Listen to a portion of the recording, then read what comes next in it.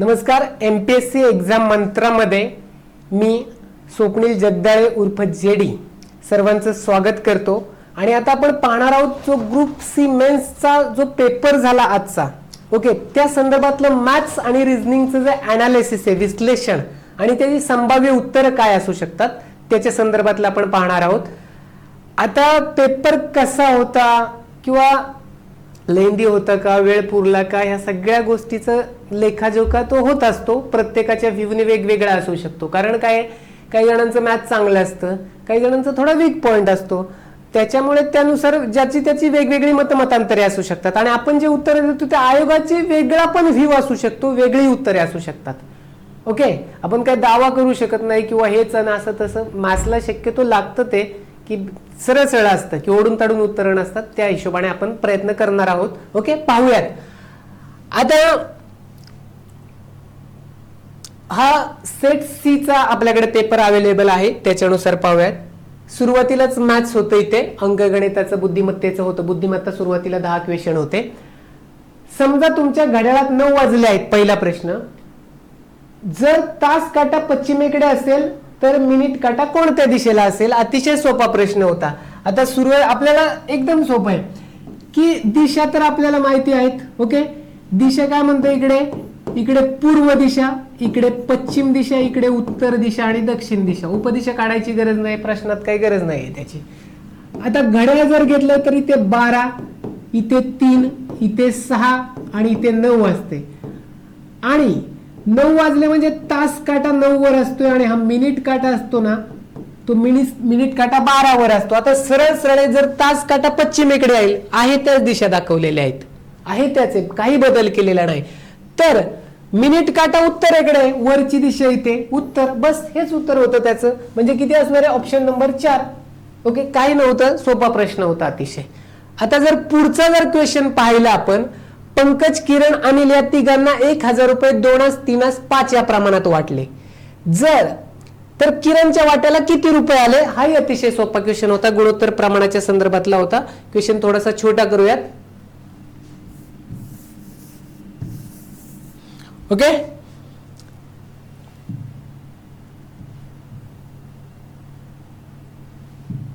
हा आता प्रश्न पाहायचंय. दुसरे काय नाही, काय 2, 3, 5, 2, 3, 5 हे प्रमाण दिलेलं आहे.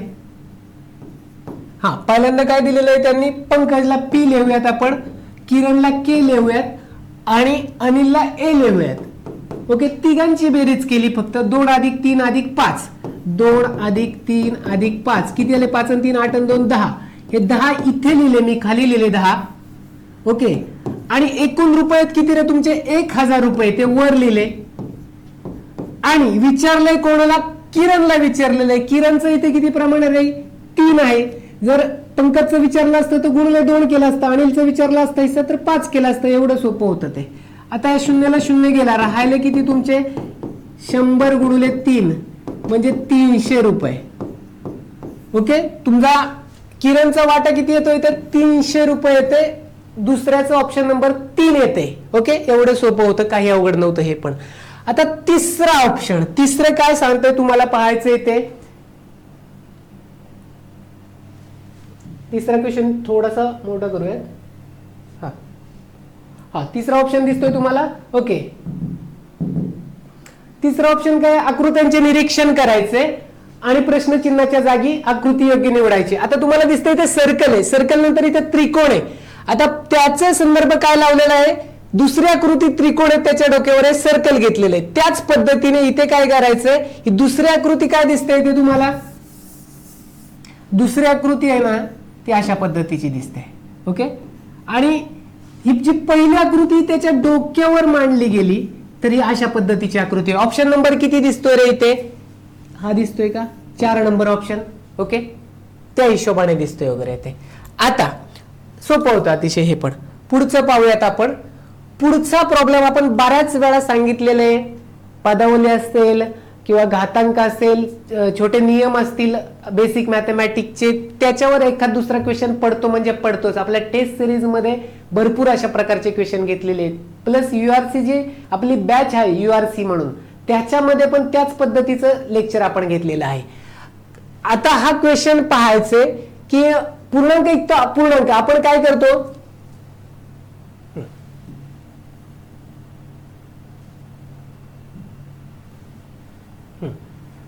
हा प्रश्न इथे लिहिला मी,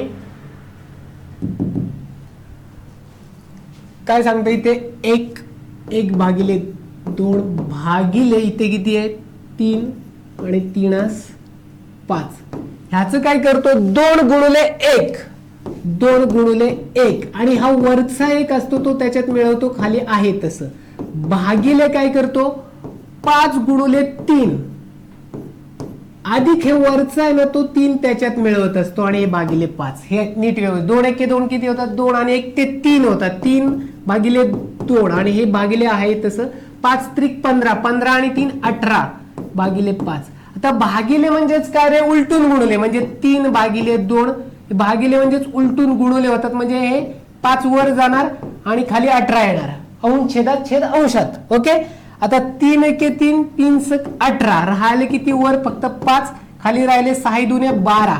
आता 5 भागिले 12 कुठे दिसते का, नाही दिसत इथे, परंतु या 5 भागिले 12 ला इथे गुणिले 3 केला आणि गुणिले 3 केला अंशाला आणि छेदाला, 5 त्रिक 15 आणि 12 त्रिक 36, या 15 भागिले 36 संक्षिप्त रूप काय होते 5 भागिले 12 होते, म्हणजे उत्तर किती येते रे इथे 15 भागिले 36 आणि 5 भागिले 12 सेमच आहेत, अंशाला आणि छेदाला सेम गुणलं किंवा भागलं तर उत्तर तेच राहते. ओके, त्या हिशोबाने किती येते 15 भागिले 36, ऑप्शन नंबर 2 त्याचं उत्तर येते.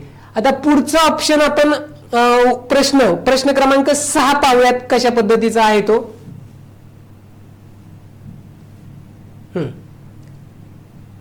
प्रश्न क्रमांक 6, प्रश्न क्रमांक 6 अल्फाबेटवर आधारित आहे. आता अल्फाबेटवर आधारित आहे म्हटल्यानंतर आपण अल्फाबेट नुसार सोडवण्याचा प्रयत्न करूयात. ठीक आहे, इथे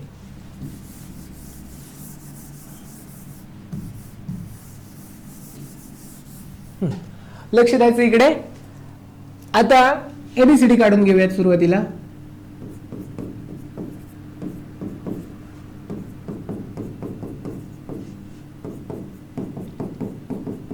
L M N O P Q R S T U V W X Y Z. 1 2 3 4 5 6 7 8 9 10 11 12 13 14 15 16 17 18 19 20 21 22 23 24 25 आणि 26. आता इथे काय सांगितलंय सुरुवातीला D16N D16N हे कशाशी रिलेट आहे H2S संबंध असतो ना अशा पद्धतीचा सहसंबंध वगैरे बोललं जातं याला. आता मी जर D पासून H पर्यंत गेलो तर किती होते तर 1 2 3 4 म्हणजे अधिक 4 केले आणि जर N पासून मी S पर्यंत गेलो N 1 2 3 4 5 म्हणजे अधिक 5 केले, इथे अधिक 5 केले. त्याच पद्धतीचा जर हिशोब पुढे लागतोय का चेक करूयात. आता इथे 1 2 पद्धती होऊ शकतात. इथे 16, आता 16चं चौथं मूळ म्हणजे काय येणार आहे रे 2 येणार आहे, म्हणजे 2⁴ केलं तर काय येणार आहे 16 येणार आहे, म्हणजे ह्याचं काय केलं चौथं मूळ 1/4 काढलं तर काय होणार आहे इथे 2 येते, चौथं मूळ घेतलं तर त्या हिशोबाने केलं तर. आता D256M आणि पुढे विचारलेलं आहे, म्हणजे B पासून आपण इथे अधिक 4 केलं, अधिक 4 केलं तर उत्तर काय होणार आहे तुमचं अधिक 4 B 1 2 3 4 F. आता F कुठे कुठे दिसतंय तुम्हाला इथे आणि इथे दिसते, दुसरा आणि तिसरा ऑप्शन हे 2 कट केले. आता M पासून तुम्ही अधिक 5 केलं, बरोबर आहे ना, जो संबंध येते तोच संबंध खाली लावण्याचा प्रयत्न केला. अधिक 5 केलं तर काय तर आहे तुमचं 1 2 3 4 5 R येते, परंतु ह्या दोन्ही ऑप्शन मध्ये R कुठेच नाही, इकडे Q आहे आणि इथे P आहे आणि या 256चं चौथं मूळ घेतलं तर 4 येते. ठीक आहे, ते येते. 256चं चौथं मूळ घेतलं तर 4 येते. ओके, 1/4 घेतला त्याचा. ओके, चौथं मूळ घेतलं. 1/4 नाही म्हणताय ना, चौथं मूळ घेऊयात आपण मूळ. ओके, आता F4R कुठेच नाहीये. क्यू जर ऑप्शन घ्यायचा म्हटला तर एफच्या पुढे तुमचा एमच्या पुढे अधिक 5 जे काही घ्यायला लागतं ते एमच्या पुढे 1 2 3 3 अक्षरे घेतली तर पी येते आणि 4 अक्षरे घेतली तर क्यू येते. ओके, आता भरपूर बहुतांश जणांना हे सेकंड नंबरचं ऑप्शन वाटतं F4Q. आता आयोग काय देतोय त्या हिशोबाने आपण पाहूयात. तुर्तास तरी हे F4Q पाहूयात, पण तिथं नाही जुळ येते कुठेच कशाच्या हिशोबाने. कारण 4 इथे पण दिलं, इथे पण दिलं, इथे किती येते ते चौथंच येते आणि इथं तर तिसरंच अक्षर येते पी आणि इकडे हिशोब तुमचा 5व्याचा लागतोय. आता त्यांनी कशा पद्धतीने क्वेश्चन फॉर्मॅट केलंय ते पाहूयात. सध्या तरी हे 2 म्हणून आपण कन्सिडर करूयात, असू शकतं ते. पुढे जाऊयात. हा, आता हा प्रश्न कशा पद्धतीने फॉर्मॅट केलाय पाहायचं की जास्तीत जास्त विद्यार्थ्यांनी कोणता विषय निवडला. 4 विषय आहेत, इतिहास, गणित, भूगोल, विज्ञान. आता सुरुवातीला प्राथमिक आपण पाहिल्यानुसार हे जे गोल दिसत आहेत, गणिताचा गोल आहे त्याच्यातले विद्यार्थी मोजले, इतिहासाचा गोल त्याच्यातले विद्यार्थी मोजले, भूगोलाचा गोल त्याच्यातले विद्यार्थी मोजले आणि विज्ञानाचा गोल त्यातले विद्यार्थी मोजायचे. आणि जे जास्त संख्या येईल ते त्याचं उत्तर असेल. हे प्राथमिक, त्याच्यानुसार आपण उत्तर काढूयात आणि आयोगाचं काय म्हणणं असेल ते नंतर कळेलच आपल्याला. ओके, तसं जर आपण गेलो त्या हिशोबाने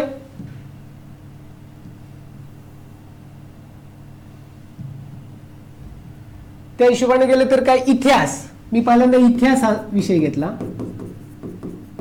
ओके, इतिहासामध्ये मला 16 14 13 12 16 14 13 12 अजून 18 20 18 18 20 18 एवढे अंक दिसत आहेत. त्याची बेरीज करूयात. 16 14 13 12 18 20 18 6 4 10 3 13 13 आणि 2 15 15 आणि 8 23 23 आणि 8 31 हातचाला 3 1 2 3 4 5 6 7 8 8 आणि 3 किती होत आहेत तुमचे 11 111 येते इतिहासाचं.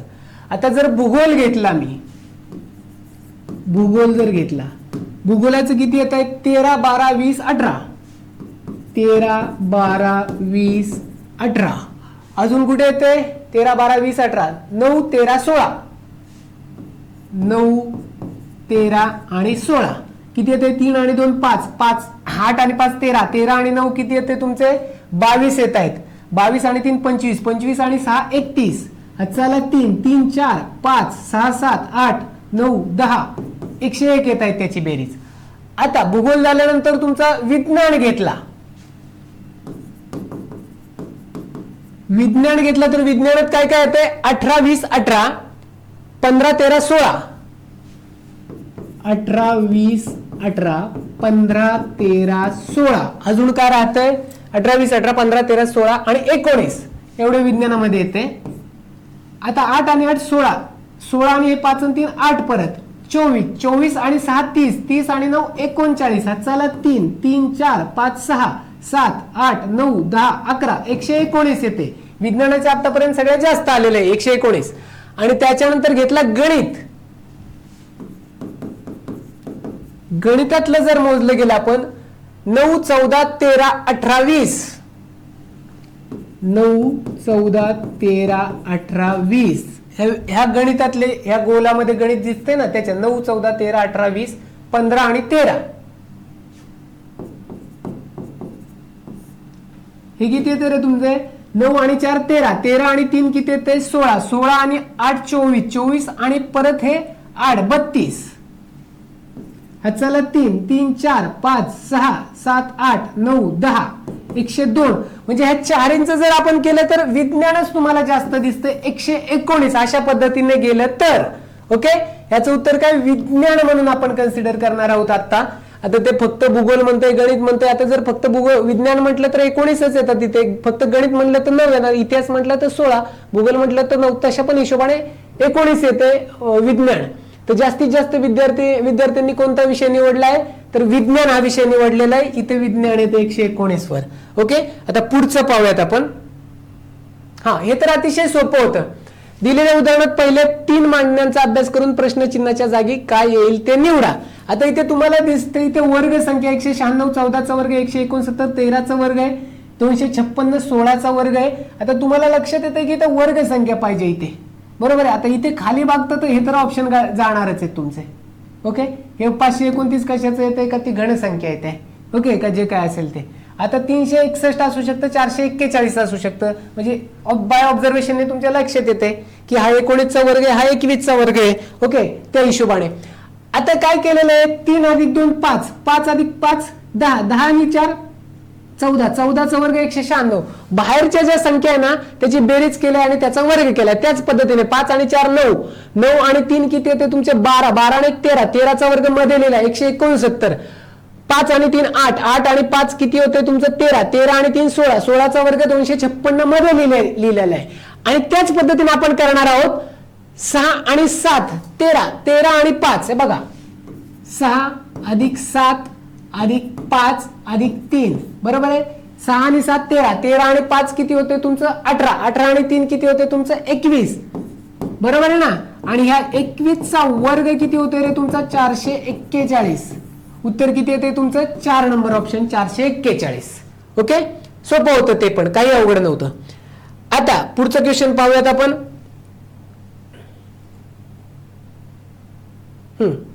हा क्वेश्चन आहे, हे गुणोत्तर प्रमाणावर दोन क्वेश्चन विचारलेत. एक विशिष्ट रक्कम एबीसी मध्ये अनुक्रमे 2, 3, 4 या प्रमाणात वितरित करायची होती, परंतु चुकीने किती झाले 7, 2, 5 झालेली आहे. याचा परिणाम म्हणून बी ला 30,000 रुपये कमी मिळालेले आहेत, तर ती रक्कम किती होती. आता एकच लक्षात ठेवायचं,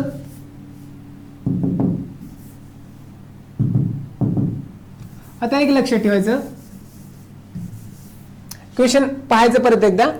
क्वेश्चन नंबर 8 पाहतोय आपण. एबीसी ला 2, 3, 4 या प्रमाणात वितरित करायची होती. म्हणजे पाहायचं इथे 2, 3, 4 ए बी सी ला अशा प्रमाणात वितरित करायचं. सेम मागाच्याच पद्धतीने होतं, काही नव्हतं. तिन्हींची बेरीज करायची 2, 3, 2, 5 आणि 4 9, बरोबर. ती अमाऊंट आपण एक्स मानली. फॉर एक्झाम्पल किती मानली अमाऊंट एक्स मानली, ती वर लिहिली एक्स. या तिघांची बेरीज केली किती आली 9 आली. 3 आणि 2 5 आणि 4 9 मगाच्या सारखं सेम होतं. आणि आता काय बीच आहे म्हणून इथं गुणुले 3 केलं, म्हणजे बी ला किती रक्कम मिळणार आहे रे तुमची 3x / 9 मिळणार आहे. म्हणजे किती, या 3 ने 9 ला भाग गेला म्हणजे x / 3, 3 त्रिक 9 होणार ना. म्हणजे बी ला x / 3 एवढी रक्कम 1/3 एकूण रकमेपैकी करायची होती, परंतु चुकीने किती झालेली आहे ती 7, 2, 5. चुकीने किती झालेली आहे एबीसी ला 7, 2, 5 झालेली. सेम त्याच हिशोबाने करायचं. टोटल रक्कम किती आहे तुमची एक्स आहे, टोटल रक्कम एक्स आहे. ह्याची बेरीज किती येते 7 आणि 2 9, 9 आणि 5 किती येतोय 14. आणि बी ला किती झालेली आहे रे ते बीचं, हे बीच्या खाली 2, बरोबर आहे ना. म्हणजे किती येते इथे हे 2x / 14 म्हणजेच काय बेस 14 x / 7. म्हणजे करायची होती एक्सच्या जी अमाऊंट एक्स मानलेली आहे आणि त्याच्या 1/3 करायची होती, पण झालंय किती तुमची x / 7. आणि फरक कितीचा पडलाय तुमचा 30,000चा फरक पडलेला आहे, कमी मिळालेले आहेत 30,000ला. आता मी जर 30,000 कमी मिळालेले आहेत बीला, मग काय करायचं होतं, फक्त काय करायचं x / 3 आहेत ना आणि त्याच्यातला फरक म्हणजे x / 3 divided by x / 7 is equal to कितीचा फरक आहे 30,000चा फरक आहे. एवढंच गणित सोडवायचं होतं. आलं का लक्षामध्ये, सेम मगाच्या सारखंच होतं. ओके, आता हे काय करतो आपण 7x क्रॉस मल्टिप्लिकेशन वजा 3x / 21 इज इक्वल टू काय 30,000. ओके, आता हे काय येणार आहे 4x. Okay, 4x / 21 is equal to काय 30,000.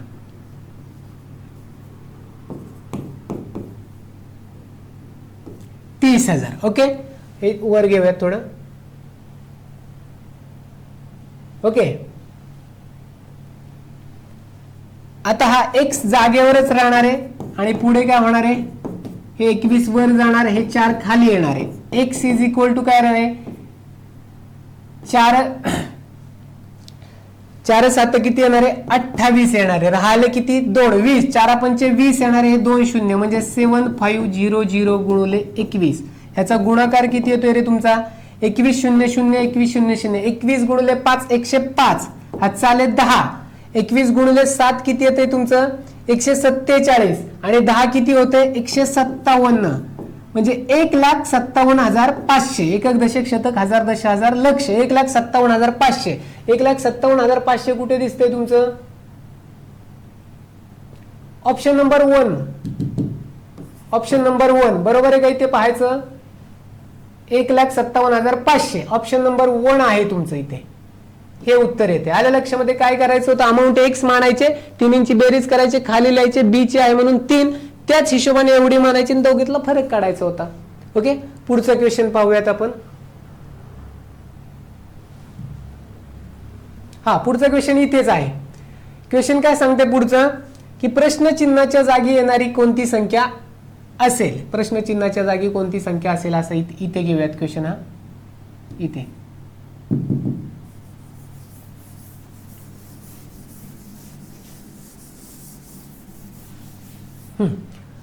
आता आपल्याला काय दिले रे इथे 2 12 30 56 90 काही नाहीये आणि त्याच्या पुढची विचारलेली आहे. ओके फरकाचा फरक होता फक्त. आता ह्या 2 आणि 12 मध्ये कितीचा 10चा फरक आहे. 12 आणि 30 मध्ये कितीचा फरक आहे 18चा फरक आहे आणि 30 आणि 56 मध्ये कितीचा फरक आहे 26चा फरक आहे आणि 56 आणि 90 मध्ये कितीचा फरक आहे 34चा फरक आहे. ओके आता ह्याच्यावरनं काहीच निष्पन्न होत नाही तुम्हाला कारण हा फरक सेम नाहीये किंवा पट्टीत पण नाहीये. मग काय करायचं परत फरकाचा फरक काढायचा. म्हणजे 10 आणि 18 मध्ये 8चा फरक आहे. 18 आणि 26 मध्ये 8चा फरक आहे. 26 आणि 34 मध्ये 8चा फरक आहे. इथे सेम आलेले आहे म्हणून इथे पण तुम्ही 8चा घेतला. 34 अधिक 8 किती होते रे तुमचे 42 होत आहेत. म्हणजे 90 अधिक 42 हे 2 9 आणि 4 किती होते 13 132 कुठे येते तुमचे इथे आलं लक्षामध्ये 90 अधिक 42 करायचे होते. 90 अधिक 42 132 बस. आलं लक्षामध्ये फरकाचा फरक काढायचा होता तुम्हाला इथे मिळतोय फक्त. ओके पुढचं पाहूयात आपण. आता इथे एक क्वेश्चन आहे आपला 1 नंबरचा क्वेश्चन आहे आपला फक्त एकच क्वेश्चन आहे इथे. हा क्वेश्चन आहे 10 नंबरचा क्वेश्चन आपला. क्वेश्चन दिसत असेल तुम्हाला हा 10 नंबरचा क्वेश्चन आहे. श्याम हा रामपेक्षा उंच आहे. हे कशाही पद्धतीने सोडवा काही अडचण नाहीये. सोपा क्वेश्चन होता अतिशय. म्हणजे तुमच्या बुद्धिमत्तेचे जर मार्क तुम्हाला आहे ना कमीत कमी 8 ते 9 मार्क तर मिळायलाच पाहिजे. कमीत कमी 8-9 मार्क मिळायला पाहिजे. 10 मिळाले तर उत्तम आहे मिळू शकतात ते. जर ते गुणोत्तर प्रमाणाचा एखादा दुसरा सोडला तर मिळू शकतात. एखादा वगैरे सोडला तर मिळू शकतात ते. श्याम हा रामपेक्षा उंच आहे. ओके श्याम हा रामपेक्षा उंच आहे जर मी असं म्हटलं श्याम हा रामपेक्षा उंच आहे. इथे मी लिहिलं तुमचं श्याम. ओके हा रामपेक्षा उंच आहे असं म्हटलं. ओके ठीक आहे ग्रेटर दॅन किंवा उंच आहे.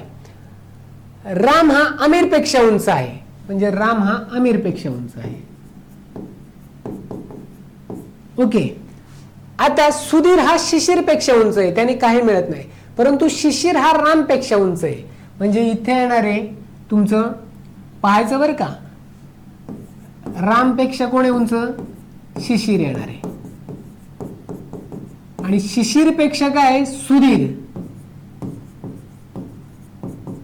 नीट पाहायचं इथे. आता ह्या ज्या व्यक्ती येणार आहेत ना ह्या रामच्या पेक्षा सगळ्या मोठ्या आहेत. म्हणजे श्याम सुधीर आणि शिशिर या तिन्ही पण व्यक्ती रामपेक्षा मोठ्या आहेत. आता श्यामपेक्षा छोट्या मोठ्या ह्याचा काही संदर्भ लागणार नाही. ह्याच्यापेक्षा मोठ्या आहेत का फक्त रामपेक्षा मोठ्या आहेत. फक्त रामच्या खाली कोण राहणार आहे फक्त सर्वात कमी उंचीचा तर आमिर राहणार आहे. एकमेव व्यक्ती राहणार आहे आमिर. कशाही पद्धतीने करा तुम्ही लक्षात घ्यायचं. हे राम राम इथे आलेले हे इथून पुढे इकडे येणार आहेत. यांच्यापेक्षा श्यामपेक्षा मोठे किंवा छोटे असू शकतात त्याचा काय आपल्याला संदर्भ घ्यायचा नाहीये इथे. ओके म्हणजे आमिर हे उत्तर आहे. आमिर हा सर्वात कमी उंचीचा व्यक्ती आहे. तुम्ही असंही काढू शकता. हे अशा हिशोबाने काढू शकता तुम्ही. म्हणजे काय करतो आपण हे असा एखादा हे करतो. आता तुम्ही काय घेतलं पहिल्यांदा की श्याम हा रामपेक्षा उंच आहे, मग श्याम इथे लिहिला एवढा काढला, हा लिहिला श्याम SH, हा लिहिला राम RM लिहिला. आता सुधीर हा शिशिरपेक्षा उंच आहे, ठीक आहे. शिशिर हा रामपेक्षा उंच आहे, रामपेक्षा उंच काय काढला तुम्ही? शिशिर काढला, शिशिर. आणि सुधीर काय त्या शिशिरपेक्षा उंच काढला वगैरे इथे. आणि राहिलेला कोण आहे तुमचा? राम हा आमिरपेक्षा उंच आहे, म्हणजे आमिर हा छोटा आला सगळ्यात. आमिर ह्या अशा हिशोबाने काढू शकता, ह्याची उंची आपल्याला सांगू शकत नाही. ओके, म्हणजे सर्वात छोटा तर तुम्हाला मिळतोय आमिर. ओके, पुढचं पाहूयात आपण. क्वेश्चन नंबर 21 आहे. आता इथे काय झालं, आपण एक टेस्ट पेपर फॉर्म केला होता, सेम आहे ना, सेम 21 आणि 22चा क्वेश्चन ज्या पद्धतीने आपण केलता ना त्याच पद्धतीने त्यांनी पण फॉर्मॅट केलेलं आहे. आपण आयोगालाच फॉलो केलं होतं. 21चा तो क्वेश्चन आला आणि 22चा असा. एका टेस्ट सिरीज मध्ये आपण असंच केलं. आयोग जशा पद्धतीने काढतो ना ते आयोगाच आपण फॉलो केलं होतं. पुढचा पेपर तसाच आला. आता प्रश्न पाहूयात कशा पद्धतीने. अतिशय साधा सिंपल क्वेश्चन होता. सोबतच्या पायाकृती ह्याच्यावरचे आपण भरपूर प्रत्येक टेस्ट सिरीज मध्ये ह्याच्यावर क्वेश्चन केलता. तुम्हाला विथ प्रूफ दाखवतो. ओके, सोबतच्या पायाकृतीत कुशल कामगारांचे वर्गीकरण दाखवले आहे. जर उत्पादन क्षेत्रात 450 कार्य असतील, आता पाहायचं बरं का,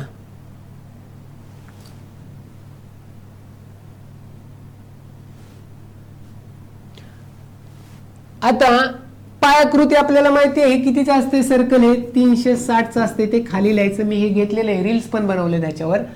आणि उत्पादन क्षेत्र तुम्हाला इथे दिसते 90 अंशाचं दिसतंय. ओके, आता इथं आपल्याला एकूण काय ते माहित नाहीये, एकूण कामगार माहित नाही, ते एक्स मांडलं ते काढायचे सुरुवातीला. आणि उत्पादन क्षेत्रातले किती आहेत? 450. म्हणजे एकूण पैकी उत्पादन क्षेत्रातले 450 आहेत. उत्पादनाचा 90 अंश 360 पैकी. आता इथे काय 9 चोक 36 म्हणजे एक्स भागिले 4 इज इक्वल टू काय येणार? 450. एक्स इज इक्वल टू काय येणार? 4 गुणिले 450 येणार आहे. एक्स म्हणजे एकूण कामगार. 4 0 0 4 5 20 हाताला 2 4 चौक 16 आणि 2 18. एकूण कामगार किती येत रे? 1800 आले. आता तुम्हाला विचारले बांधकाम क्षेत्रात किती कुशल कामगार आहे? बांधकाम क्षेत्र तुम्हाला दिसतंय इथे 72 म्हणजे किती रे? 360 पैकी 72 अंशाचं आहे. तर एकूण किती? 1800 पैकी किती? ओके, पहिल्यांदा आपण एकूण काढून घेतलं. ह्या शून्याला हा शून्य गेला, बरोबर आहे. आता इथे कुठून हे भागाला तुम्ही? 18 के 18 म्हणजे इथे 10. 18 दुणे 36, बरोबर आहे. आता अजून कुठे भाग जातोय? बे के बे, बे पंचे 10.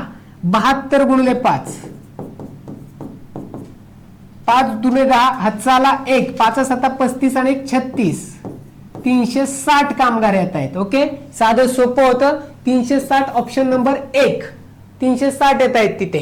ओके, ह्याच्यावरचं मी सगळं झाल्यानंतर दाखवतो की अशा पद्धतीचे क्वेश्चन आपण फॉर्मॅट केले होते. ओके, पुढे जाऊयात आपण. हा पण बघायचंय. आयत म्हणजे डॉक्टर, ह्याच्यावरच आपण सोडवण्याचा प्रयत्न करूयात जेणेकरून आपल्याला लक्षात येईल. आयत कुठे दिसतोय? हा दिसतोय. हा कशाचा आहे रे? डॉक्टरचा आहे. आयताला डॉक्टर म्हटलेलं आहे. आणि त्रिकोण इथे दिसतोय मला, याला काय म्हटलेलं आहे रे? गायक. आणि वर्तुळ कुठे दिसतोय? इथे दिसतोय वर्तुळ.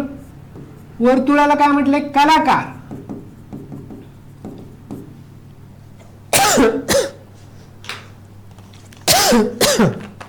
एक मिनिट, सॉरी.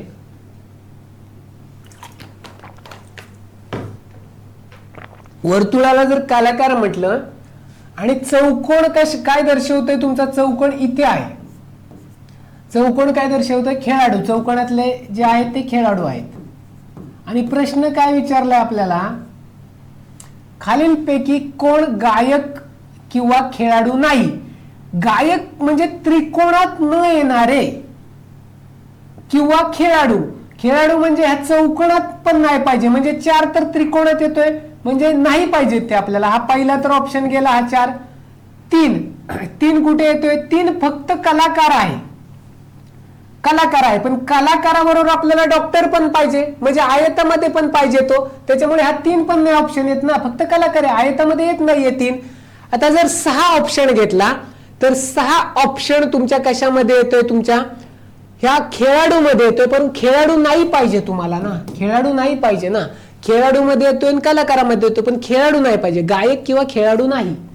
आता 12 जर ऑप्शन घेतला, 12 जर ऑप्शन घेतला तर तुमचं काय, कलाकार आणि डॉक्टर. कलाकारामध्ये सर्कल मध्ये येतोय 12 आणि डॉक्टरचं काय दाखवतोय, तुमचा आयत दाखवतोय, म्हणजे आयतामध्ये पण येतोय, म्हणजे ऑप्शन नंबर 4 12 नंबर.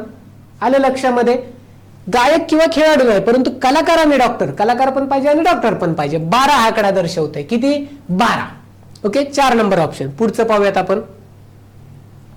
हा, काळकामी गोरे, हा अतिशय सोपाच आहे, काही अवघड नाही, पण आता पाहूयात आपण कशा हिशोबाने. जर का उमगलं नसेल, समजा एबीसी एखादे काम 20, 30, 60 दिवसात पूर्ण करू शकतात. ए नेहमी काम करतो, म्हणजे ए रेग्युलरली काम करतो आणि प्रत्येक तिसऱ्या दिवशी बी आणि सी त्याला मदत करतात, म्हणजे 2 दिवस काय करतो, पहिले ए काम करतो, तिसऱ्या दिवशी ते तिघे मिळून काम करतात, परत चौथ्या आणि 5व्या दिवशी ए काम करतो, 6व्या दिवशी तिघे मिळून काम करतात. तर अशा प्रकारे काम पूर्ण होण्यासाठी किती दिवस लागतील. आता ही मांडणी कशी करतो आपण, कशा पद्धतीने, हे तुम्हाला माहिती आहे. हा, इकडे घेऊयात एका कोपऱ्यामध्ये. मांडणी जर म्हटलं एबीसी, एक काम किती दिवसात करतोय रे, हे आपण मांडणी अशी करतो ना, 1/20. टी किती दिवसात करतोय, 1/30. आणि सी किती दिवसात करतोय, 1/60. ओके, आता एच पाहायचं, एका दिवसाचं काम आहे, मग ए चे 2 दिवसाचे काम किती होणार आहे, कारण 2 दिवस तो काम करतोय, तिसऱ्या दिवशी तिघे मिळून. ए चे 2 दिवसाचे काम कसं काढतो आपण, 2 गुणुले 1/20. ओके, म्हणजे काय होणार आहे, 2/20 म्हणजेच काय, 1/10. ए चे 2 दिवसाचे काम 1/10. 3 दिवसाचे विचारलं तर 3 गुणुले करायचं असतं, 4 दिवसात 4 गुणुले. आणि आता 2 दिवस किती काम करतोय तो, 1/10 काम करतोय. आता पाहायचंय की तिसऱ्या दिवशी तिघे मिळून काम करतात, म्हणजे ए प्लस बी प्लस सी चे एका दिवसाचे काम, एका बरोबर ना दिवसाचे काम. ए प्लस बी प्लस सी काय करणार तुम्ही, 1/20, 1/30 आणि 1/60. हे लसावी पद्धतीने काढा, सोपं जातं. काय करायचं, सगळं ह्याचा लसावी काय येणार आहे रे, 60 येणार आहे. मग ह्या 20 गुणुले 3 करणार, मग वर पण 3 ने गुणणार, 30 गुणुले 2 करणार. तुम्ही अशा पद्धतीने केलं तरी चालेल, लसावी पद्धत सोपी जाते. 30 गुणिले 2 केलं तर काय येणार आहे, 60 येणार आहे. आणि हे अधिक 1 आहे तसे, 3 आणि 2 5 आणि 1 6, 6/60 म्हणजेच काय येणार आहे रे तुमचं, 6/60 म्हणजेच 1/10. ओके, म्हणजे पहिले 2 दिवस 1/10 काम झालं, तिसऱ्या दिवशी 1/10 काम झालं, म्हणजे 2 आणि 3 दिवसाचे काम किती होते रे तुमचे, 3 दिवसाचे काम. 3 दिवसाचे काम किती, 1/10 अधिक 1/10. हे काय करतो, छेद समान आहे त्याचा, खाली लिहिला, अंशांची बेरीज करायची, 1 अधिक 1 म्हणजे 2/10 म्हणजेच काय, 1/5. 3 दिवसाचे काम किती होणार आहे, 1/5. ओके, 3 दिवसाचे काम किती होणार आहे, 1/5. हे थोडं वर घेऊयात.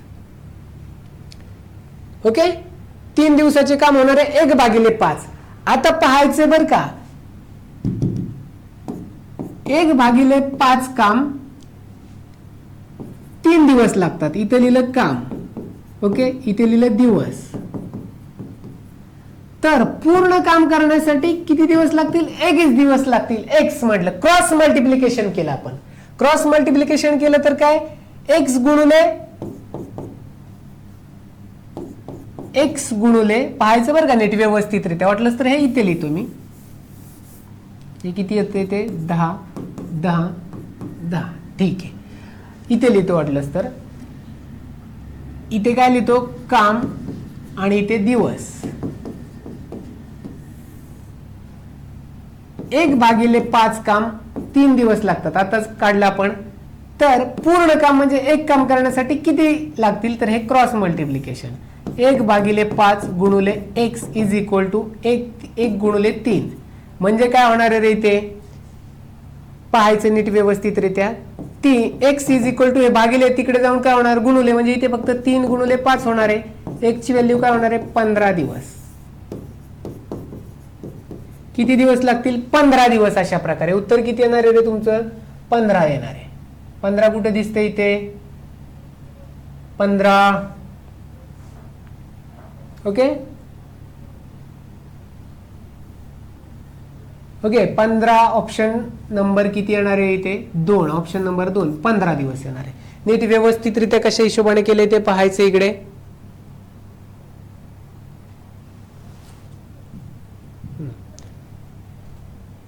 इथे दिसेल प्रॉब्लेम तुम्हाला सगळा. ए चं 1/20, बी चं 1 दिवसाचं 1/30, सी चं 1/60, ए चे 2 दिवसाचे 2 गुणिले ते 1/, हे तिघांना मिळून किती 1/10. 3 दिवसाचे काम 1/10 1/10 अशा हिशोबाने, आणि हे इथं अशा पद्धतीने केले. ओके काम दिवस अशा हिशोबाने. ओके पुढे पाहूयात आपण. तिथे क्वेश्चन आहे का, आहे तिथे एक क्वेश्चन आहे इथे खाली.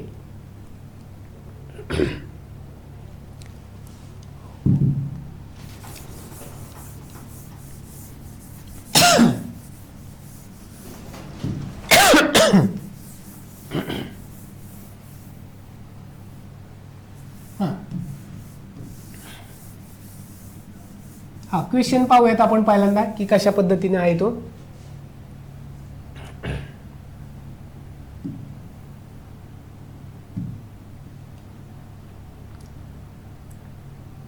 हा क्वेश्चन आहे इथे.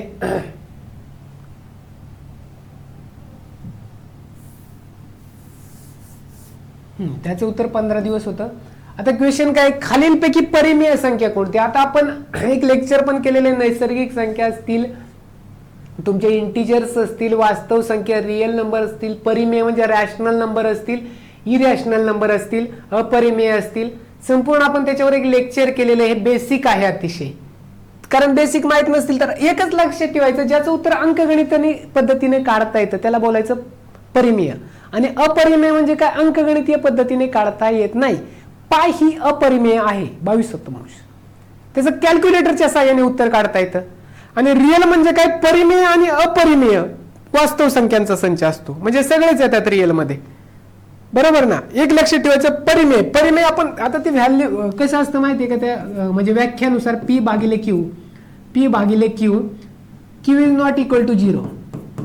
म्हणजे P काय असते, म्हणजे एक पूर्णांक संख्या असते, आणि Q काय असते पूर्णांक संख्या असते. पण भागाकारात 0 नाही पाहिजे, Q ची व्हॅल्यू 0 नाही पाहिजे. आलं का लक्षात, म्हणजे दोन पूर्णांकाचा भागाकार असतो त्याला बोलायचं परिमेय संख्या, बस. ओके दुसरं काही नाहीये. आणि साधे सिंपल ज्याचं उत्तर आपण अंकगणिताने विदाऊट कॅल्क्युलेटरने काढता येऊ शकतो. आता √2चं उत्तर आपण अंकगणित पद्धतीने काय काढू शकणार आहे, लॉग टेबल लागणार किंवा कॅल्क्युलेटर लागणार, त्याला परिमेय नाही बोलायचं, रूट मधल्या संख्या. ओके त्या हिशोबाने. आता मग आता इथे तुम्हाला कळतं एक ही परिमेय आहे, पण √4 असलं तर त्याचं लगेच वर्गमूळ काढलं असतं 2, पण √5 अपरिमेय आहे, म्हणल्यानंतर पहिला ऑप्शन तर इथेच गेला, बरोबर ना. आता त्याच हिशोबाने हे जर सोडवलं गेलं, आपण √3 हे जर सोडवलं गेलं, हे सोडवताना आपण काय करतो रे, याला काय करणार आहे की अधिकने, हे जे काय असतं ना भागाकाराचं, त्याचं जे वाजाचं चिन्ह असतं त्याला ह्याने गुणायचं असतं. 5 अधिक √3 भागिले 5 अधिक √3 ने गुणायचं. तर √3 हे तसेच राहत आहे, ते अपरिमेय आहे, टोटली अपरिमेय आहे, कारण √3 ची व्हॅल्यू शेवटी निघत नाहीये. करून पहा तुम्ही वाटलंच तर. पाय तर सांगितले अपरिमेय आहे, 22 सप्तमांश त्याची व्हॅल्यू येते आपल्याला माहिती 22/7. परंतु ते अंकगणित पद्धतीने म्हणजे सोडवता येत नाही, पाय अपरिमेय आहे. हा पण ऑप्शन गेला.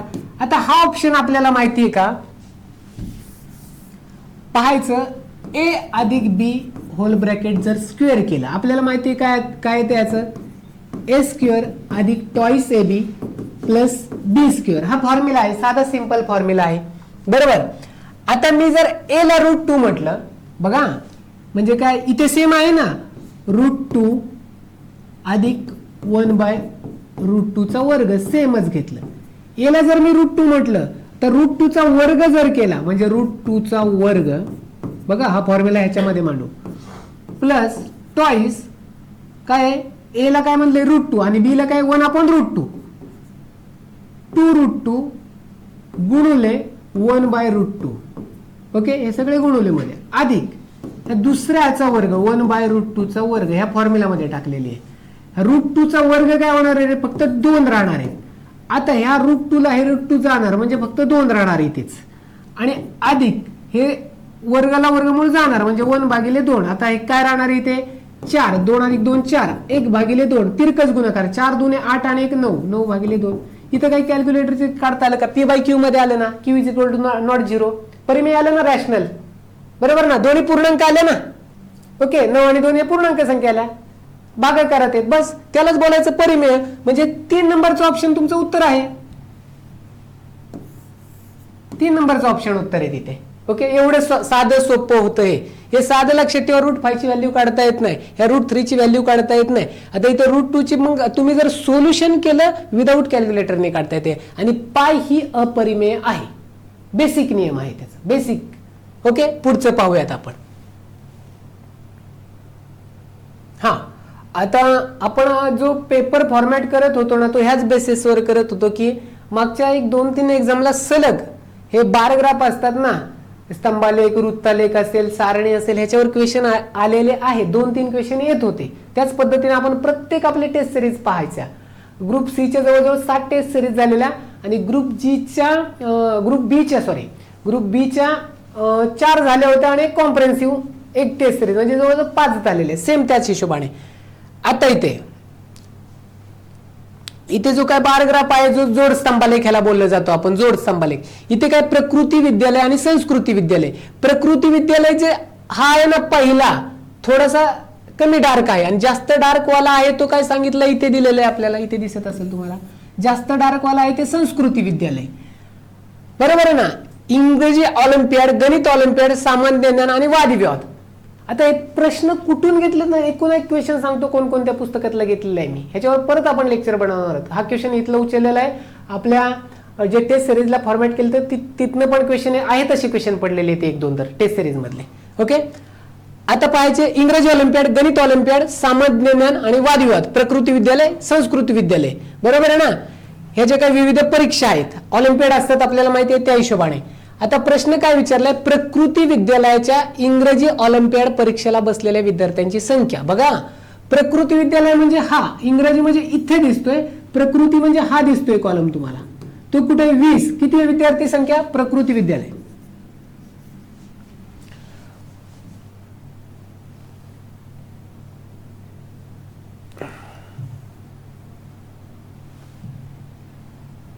प्रकृती विद्यालय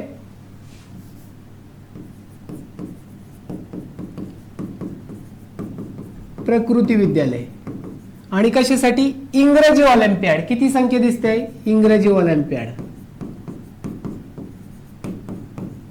ऑलिम्पियाड किती विद्यार्थी संख्या 20 दिसतंय का रे, तो बार कितीचा दिसतोय, ऑलिम्पियाड विद्यार्थी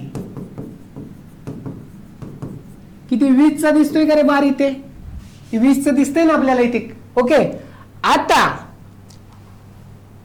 बसलेले विद्यार्थी या दोन्ही शाळांमधील विविध परीक्षांना बसलेल्या एकूण विद्यार्थी संख्येतील फरकांच्या किती पट आहे. आता दोन्ही शाळांमधील म्हणजे प्रकृती विद्यालयाचे किती 20, बरोबर ना. प्रकृती विद्यालयाचे एकूण विद्यार्थी काढले आपण, प्रकृती विद्यालयाचे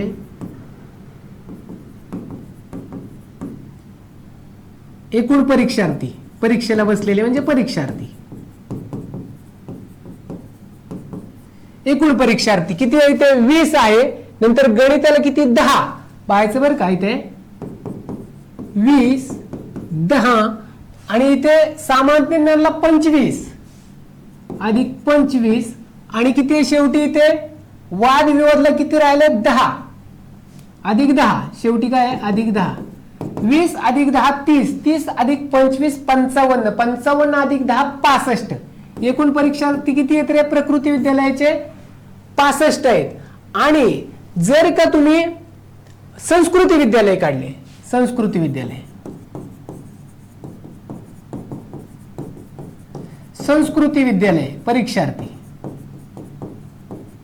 एकूण परीक्षार्थी. संस्कृतीचे म्हटलं तर पहिल्यांदा इथे 10 आहे इंग्रजी होय, आणि गणिताला किती येत रे तुमचे 15.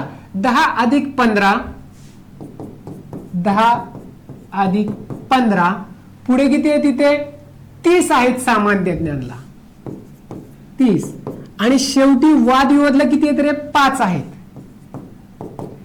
10 आणि 15 किती होते तुमचं इथे 25, 25 आणि 30 किती होते 55, 55 आणि 5 किती होते 60.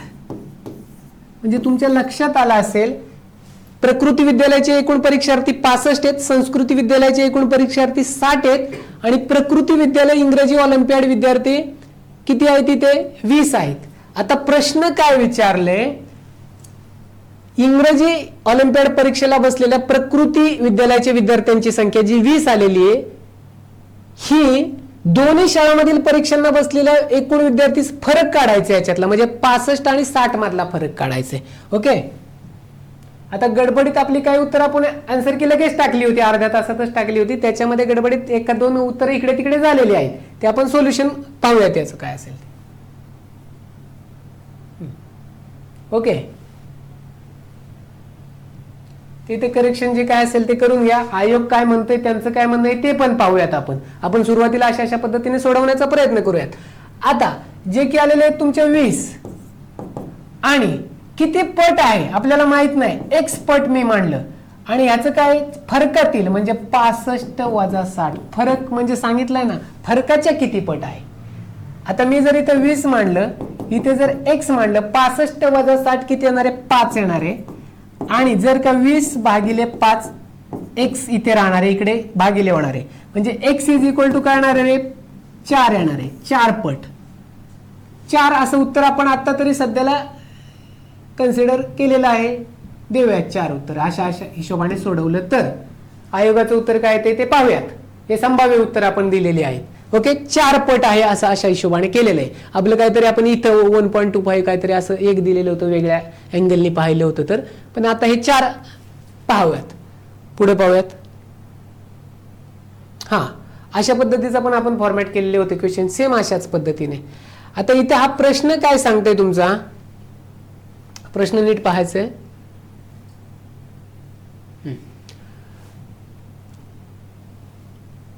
जो काय जोड स्तंभालेख दिलेला आहे, वेगवेगळ्या वर्षी घेतलेल्या प्रवेश परीक्षांची माहिती दर्शवत आहे. सी 2000 ते सी 2006 पर्यंत प्रश्न किती टक्क्यांनी कमी झाले. टक्के म्हणजे काय रे, भागिले 100. ओके, आता आपल्याला 2000 ते 2006 बर का, 2000 ते 2006. आता 2000 ला इथे 55 आहे, मी 55 जर इथे लिहिलं बरोबर आहे, आणि 6 किती टक्क्यांनी कमी झाले, इथे 55 दिसतंय आणि इथे 40 दिसतंय, म्हणजे 55 वजा 40 केले इथे, आणि किती 100च्या गुणिले 100 किती टक्क्याने कमी झाले. 55 वजा 40 काय येते 15, भागिले किती येते 55 गुणिले 100, ह्याला भाग कितीचा 5चा गेला, 5 त्रिक 15, 5 एके 5, 5 एके 5 गुणिले 100, 300 भागिले 11 केलं बरोबर आहे. किती येते उत्तर पाहायचं इथे, 11 दुणे 22 राहिले 8, 80 बरं, 11 7 77.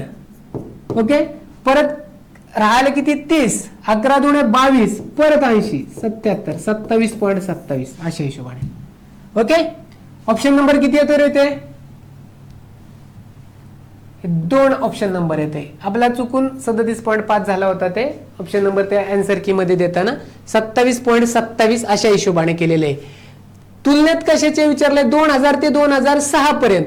2000 ला इथे 55 आहे, ते खाली लिहिले 55 आणि 6चा 40 आहे, त्यातला फरक काढला आपण 15 भागिले 55 टक्क्यामध्ये विचारले म्हणून गुणिले 100 लिहिलेले आहेत आपण, आणि त्याचं जे काय आले ते 27.27 आलेले आहे. ओके, पुढे पाहूयात. हा, आता हा जो क्वेश्चन आहे ना, हा तुमचा क्वेश्चन मी परत एकदा हायलाइट करतो. हा क्वेश्चन दिसतोय तुम्हाला सगळ्यांना बघा, 27 नंबरचा क्वेश्चन आहे इथे. धातूच्या 3 भरीव घनांना वितळून एक मोठा भरीव घन तयार करण्यात आला, आणि 3 घनांची बाजू 3 सेमी, 4 सेमी, 5 सेमी असल्यास 3 घनांच्या एकत्रित पृष्ठभागाचे क्षेत्रफळ मोठ्या गणाच्या पृष्ठभाग. आता इथे लक्ष द्यायचंय की आहे तसा आपण क्वेश्चन फॉर्मॅट केला होता आणि आहे तसा योगायोग समजतो बरं का. असं काही नाही की बाबा आपला क्वेश्चन असं नाही म्हणायचं आपल्याला, किंवा तसं म्हणूही शकत नाही आपण की आपला क्वेश्चन. आपण एक टेस्ट सिरीज आपण जी आहे आपली चालू त्याच्यामध्ये हाच क्वेश्चन आपण फॉर्मॅट केलेला होता आणि योगायोग आणि आयोगाला सुद्धा तोच क्वेश्चन आपण पाहतो इथे. मी दाखवतो लगेच तुम्हाला क्वेश्चन आपल्या टेस्ट सिरीज मधला. आणि तो इथे आहे आपण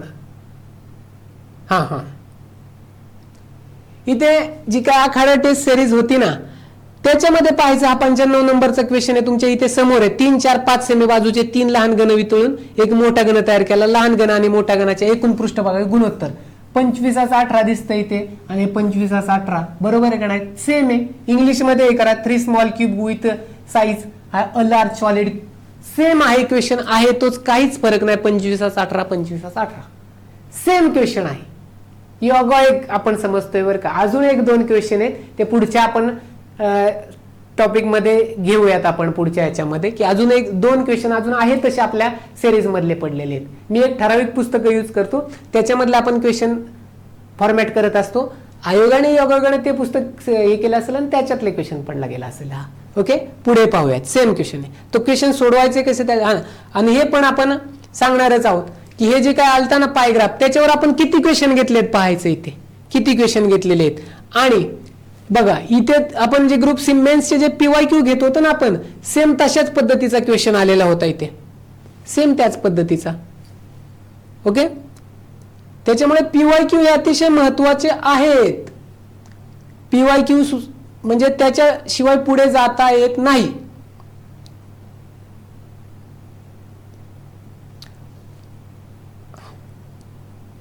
हा क्वेश्चन पाहणार आहोत.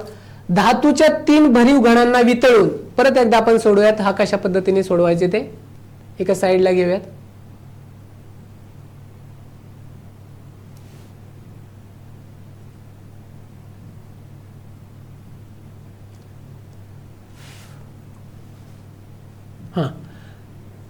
जे काय आता लक्ष द्या इकडे. ह्याचं काय करायचं होतं 3 घनांची बाजू एक महत्वाचं आहे. घनाचे घनफळ माहित पाहिजे तुम्हाला. क्यूब असतो ना घनाचे घनफळ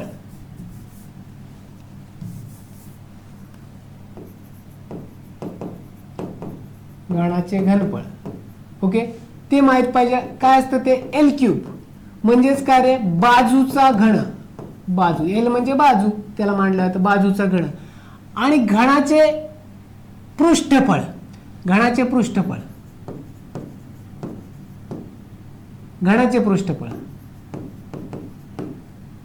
6L². 6 त्याला बाजू असतात. L² तो कशामध्ये असतो चौरसामध्ये असतो. चौरसाचं काय असतो रे क्षेत्रफळ बाजू वर्ग त्या हिशोबाने म्हणजे काय 6 बाजू वर्ग. हे 2 सूत्र माहित पाहिजे तुम्हाला. आता पहिल्यांदा काय करायचंय 3 घनाच्या बाजूची लांबी 3 सेमी 4 सेमी 5 सेमी बरं का. आता ते 3 घन एकत्रित करायचे. आता जर ते 3 घन एकत्रित करायचे म्हटले गेले वितळायचे ना ते एकत्रित करणार मग त्याचं घनफळ काय येणार आहे बरं का. म्हणजे त्या 3 मोठ्या गणाचं घनफळ काय येणार आहे पाहायचं. मोठ्या गणाचं घनफळ म्हणजे काय येणार आहे रे तुमचं 3चा क्यूब अधिक 4चा क्यूब अधिक 5चा क्यूब बरोबर आहे ना. हे येणार मोठ्या गणाचं घनफळ. 3चा क्यूब किती येणार आहे रे 27. 4चा 64. 5चा किती येणार आहे रे तुमचा 125. या तिन्हींची बेरीज केली 27 अधिक 64 अधिक 125. 5 आणि 4 9 9 आणि 7 किती होत आहेत रे तुमचे 16. चला 1 2 आणि 6 2 8. 8 आणि 2 किती येणार आहे 10 आणि 1 11 बरोबर आहे. हा चला 1 बरोबर आहे. 1 आणि 1 2 216. हा काय येणार आहे तुमचं मोठ्या गणाचे घनफळ येणार आहे बरोबर ना जो काय त्यांचं एकत्रित होणार आहे ते. आता हे झालं घनफळ मोठ्या गणाचे घनफळ बरोबर आहे. किती असतं ते L क्यूब. L क्यूब 216 असतं. आता 216 कशाचा आहे रे तुमचा आहे तुमचा क्यूब कशाचा आहे 6चा म्हणजे L इज इक्वल टू काय येणार आहे 6 सेंटीमीटर बाजू येणार आहे. मोठ्या घनाची बाजू किती येणार आहे 6 सेंटीमीटर. आता बाजू त्याची किती आली 6 सेंटीमीटर बाजू आली.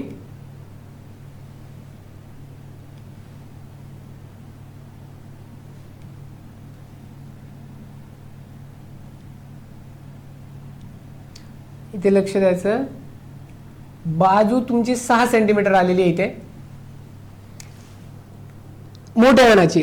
आता जर मोठ्या घनाची बाजू 6 सेंटीमीटर आली त्याच्यावरून तुमचं पृष्ठफळ येणार. मोठ्या घनाचं पृष्ठफळ काय सांगते तुमचं 6l² म्हणजे 6 आणि 6चा वर्ग येणार आहे. म्हणजेच काय येणार रे 6 गुणिले 36 आहे तसं लिहितो, काय गरज नाही. 6 × 6चा वर्ग 6 गुणिले 36 एवढं येणार आहे तसं लिहायचं. पुढे काय ते सेंटीमीटर त्याचं स्क्वेअर येणार जे काय येईल ते त्याचं. आता लहान घन, लहान घन म्हणजेच काय रे 3चा वर्ग अधिक 4चा वर्ग अधिक 5चा वर्ग. लहान घनाचे पृष्ठफळ, लहान घनाचे पृष्ठफळ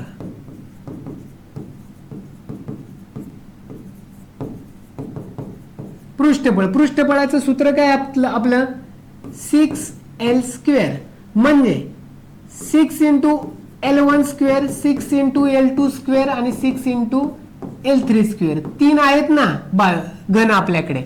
मग 6 कॉमन काढले आपण.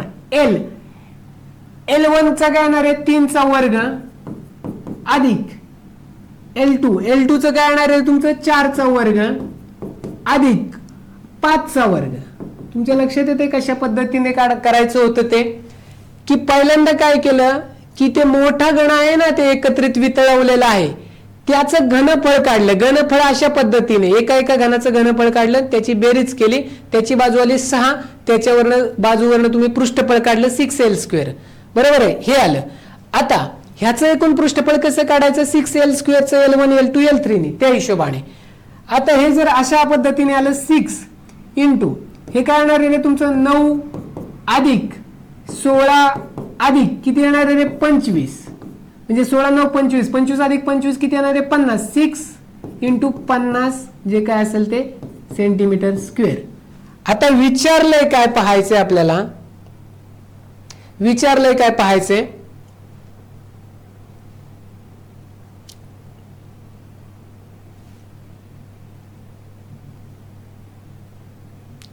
विचारलंय काय गुणोत्तर विचारलंय. मोठ्या घनाच्या पृष्ठभागाचे क्षेत्रफळ, मोठ्या घनाच्या पृष्ठभागाचं क्षेत्रफळ किती आलेलं आहे आपल्या इथे, इथे आलेले दिसते तुम्हाला 6 × 36 cm². भागिले त्याचं गुणोत्तर म्हटल्यानंतर भागिले काय येणार आहे तुमचं लहान घनाचे. लहान घनाचं काय ते 6 × 50 ते गुणाकार करत बसले नाही कारण 6 ला हे 6 कॅन्सल होतात त्याचं. आता 36 भागिले 50 36 भागिले 50 म्हणजेच काय 2चा भाग गेला हे 18 आणि हा 25. 18 भागिले 25 किती येते रे तुमचं 18 भागिले 25. सेम आपण हा क्वेश्चन फॉर्मॅट केलेला होता आणि सेम आहे तसाच क्वेश्चन पडलेला आहे 18 भागिले 25 त्याचं उत्तर येते.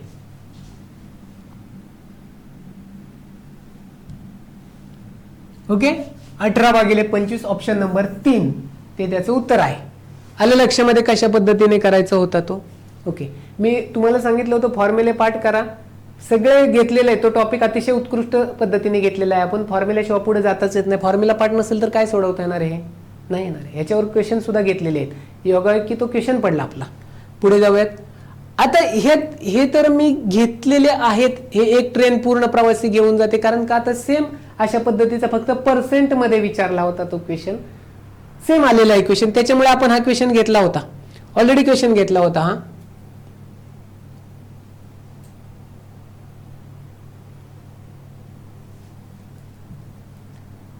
एक ट्रेन पूर्ण प्रवासी घेऊन जाते. पहिल्या स्थानकावरती 1/3 प्रवासी उतरवते, 280 अधिक घेते. आता हा क्वेश्चन मी सांगितलेले आहे, सफरचंदाचे वगैरे क्वेश्चन आले होते किंवा ह्या ट्रेनचा सेम आलता फक्त पर्सेंटेज मध्ये एवढे % उतरवते, त्याच्यामुळे आपण अशा पद्धतीचे सेम क्वेश्चन फॉर्मॅट केले होते. आता मी जर तुम्हाला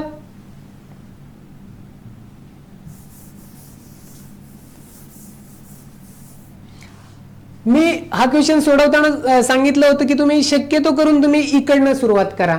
ऑप्शन वरनं जा. कारण काय होतं माहितीये का, तुम्हाला हे अतिशय लेंदी जातं, तसं सोडवायचं नसतं. एक ट्रेन पूर्ण प्रवासी घेऊन जाते. पहिल्या सुरुवातीची संख्या जर मी एक्स मानली तसं काही गरज नाहीये. जर एक्स मानली, बरोबर आहे, पहिल्या स्थानकावरती किती 1/3 उतरवते, बरोबर, म्हणजे एक्सच्या किती 1/3 उतरवले, म्हणजे एक्स मायनस एक्स भागिले 3 तिने उतरवले पहिल्या स्थानकावर, आणि अधिक 200 म्हणजे 280 घेते, बरोबर आहे. म्हणजे 3x वजा x काय येणार रे 2x येणार भागिले 3 280. हे पहिल्या स्थानकाचं झालं. सॉरी,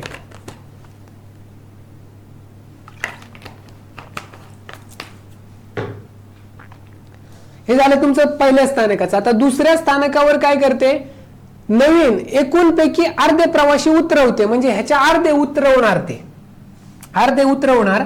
आता हे जर तुम्ही आज हे जर सोल्युशन करून घेतलं, 2x अधिक हे 28 गुणिले 3 केलं फॉर एक्झाम्पल 0, 3 8 24, हातचाला 2, 3 2 6, 6 2 8, 840 भागिले 3. आता ह्याच्या अर्धे उतरवले, बरोबर आहे ना. ह्याच्या अर्धे म्हणजे काय, ह्याला गुणिले 1 भागिले 2 करणार, उतरवले म्हणजेच काय उतरवते व 12 अधिक घेते. म्हणजेच तुम्हाला तिथनं काय करायला लागणार आहे, अर्धे उतरवते म्हणजे काय 2x अधिक 840 भागिले 3 वजा 2x अधिक 840 भागिले 3 2 6 अधिक 12. आलं लक्षामध्ये. क्वेश्चन थोडंसं पलीकडे घेऊया.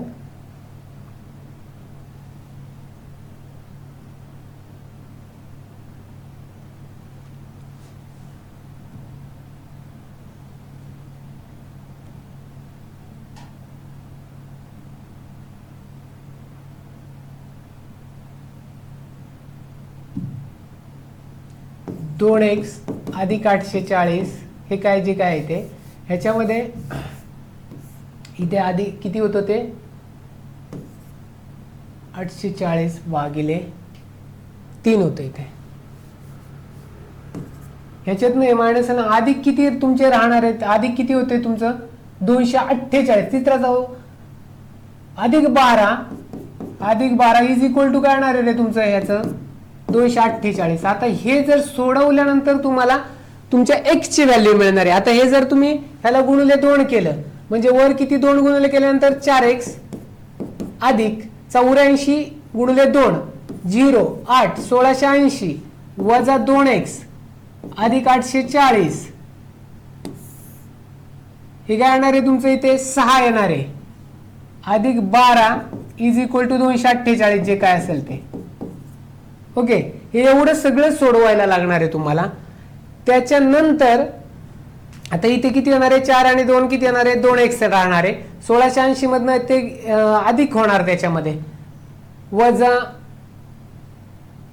अधिक आहेत. हे जर वजा केलं तर इथे पण वजाच येणार, हे वजा होणार आहे इथे कारण वजाचं चिन्ह आहे ना तिथे 2x वजा. मग किती इथे किती येणार फक्त राहणार 840 कारण त्याच्या दुप्पट आहे 1680. ओके, अधिक 6 अधिक 12 इज इक्वल टू 248 हे संपूर्ण सोडवायला लागणार आणि त्याचं उत्तर येणार. तसं काही करू नका, जे बेस मेथड आहे ते मी तुम्हाला सांगतोय फक्त की बाबा अशा अशा हिशोबाने उत्तर येणार आहे त्याचं. आता हे अधिक 12 जर मी तिकडे नेले तर काय होणार आहे तुमचं 248 अधिक 12 260 होणार आहे. इथे अगोदरच न्यायला पाहिजे होते, ते तिकडे नेले अधिक 12 आहे तो वजा 12 होणार आहे 236 होणार आहे. सॉरी, बरोबर आहे ना 236 होणार, अधिकचं वजा होणार तिकडे जाऊन.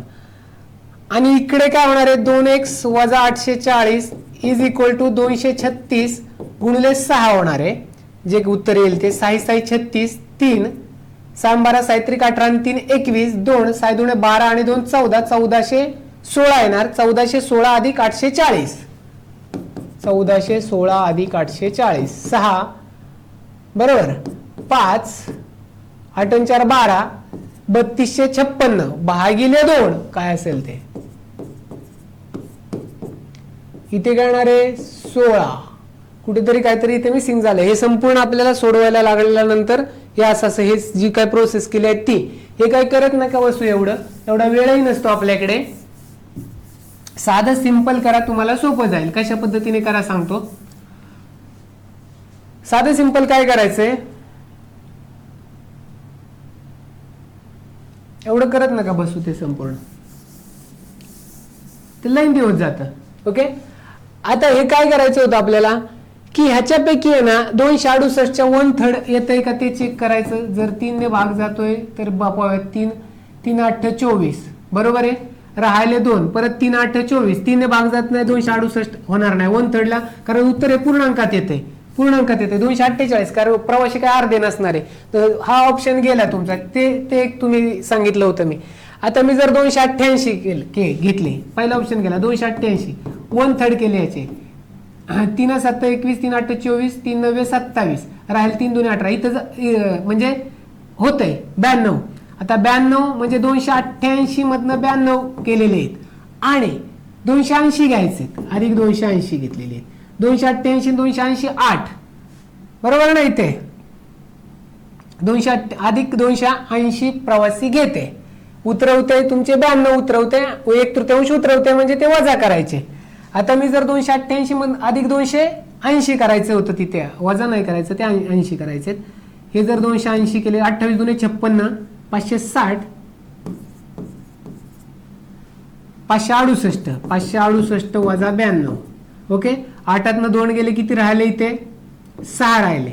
आता 16 9 गेले, 9 गेले, किती राहिले 7 राहिले, आणि इथे 476. आता पहिलं स्थानकावर पुढे गेल्यानंतर 476 राहतात. हे जर ऑप्शन घेतलं, हा का गेला 1/3 होत नाहीयेत त्याचे. आता 476 राहिले. आता दुसऱ्या स्थानकावर अर्धे प्रवासी उतरवले, म्हणजे 476 मधनं 476च्या अर्धे म्हणजे भागिले 2 उतरवले, वजा करायचे त्यातनं. भागिले 2 उतरवले, भागिले 2 उतरवल्यानंतर 12 अधिक प्रवासी घेतले, 12 अधिक प्रवासी घेतलेले आहेत. आता हे घेतल्यानंतर पुढच्या याच्यावर 248 प्रवासी येत आहे का उत्तर, ते चेक करायचं. आता पाहायचं इथं बे 2 4, बरोबर, बे 3 6, बे 8 16, 476 वजा 238 अधिक 12. ओके, आता इथे चेक करायचं तुमचे की 16 ने 8 गेले, किती राहिले 8, बरोबर. आता 6 ने 3 गेले, 3 राहिले, 4 ने 2 गेले, किती राहिले तुमचे 2, 238 अधिक 12, बरोबर आहे. 238 अधिक 12 किती राहतंय तुमचं पाहायचं इथे 238 नाही, इथे 476, इथे कुठेतरी किती येते, 8 ने 2 गेले 6, इथे बरोबर येते का पहा. 288 वजा 200, ते अधिक 280 केलं, इथे किती येते 3 9 27, इथे चुकले, 3 9 27 आणि 3 7 18, इथे 96 पाहिजेत बरं का, 92 नाही पाहिजे. 288 वजा 96, 1/3 96 येतात, ते कॅल्क्युलेशन आपलं चुकलं होतं. 280, आता 288 अधिक 280 किती येत आहेत रे तुमचे 28 2 56, म्हणजे 568 वजा 96, इथे कॅल्क्युलेशन चुकलं होतं. आता 8 ने 2 6 गेले, 2 राहिले, 16 ने 9 गेले, किती राहिले 7 राहिले, बरोबर आहे ना. 472 राहत आहे तिथे, बरोबर आहे. 476 नाही, 472 राहते, तो 1/3 त्याचे 96 येत आहेत, 472. आता 472 मधनं 472च्या निम्मे उतरवायचेत आणि घ्यायचेत किती तुम्हाला 12 घ्यायचेत. आता ह्याचं उत्तर तुमचं 248 प्रवासी येतंय का ते चेक करायचं. 472 वजा हे किती येते, बे 2 4, बे 3 6, बरोबर आहे ना, बेसग 12 अधिक 12, पुढचं 12 आहे ते. 472 मधनं 236 गेले, 12 ने 6 गेले, किती राहिले 6 राहिले. आता 6 ने 3 गेले, 3 राहिले, 4 ने 2 गेले 2, 236 अधिक 12, 6 आणि 2 8, 3 आणि 1 4, 248. शेवटी 248च उरलेत का, म्हणजे हे उत्तर तुमचं आहे 288 उत्तर बरोबर आहे. अशा हिशोबाने करायचं होतं ते.